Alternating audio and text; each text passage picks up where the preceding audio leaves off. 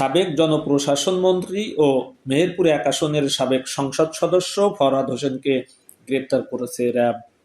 গোপন তথ্যের ভিত্তিতে র্যাব-২ এর একটি আভিযানিক দল শনিবার রাত ১১টায় রাজধানীর ইস্কাটন এলাকায় অভিযান পরিচালনা করে তাকে গ্রেপ্তার করেন।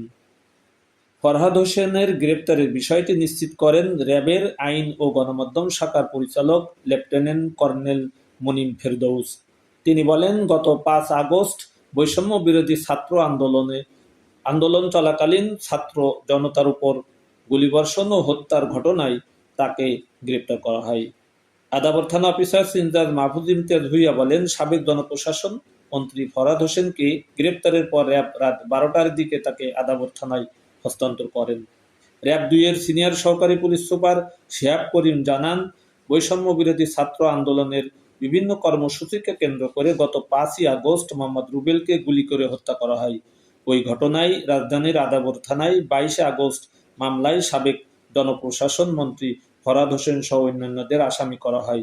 এছাড়াও মেহেরপুরে ফরহাদের নামে আরও ২টি মামলা রয়েছে।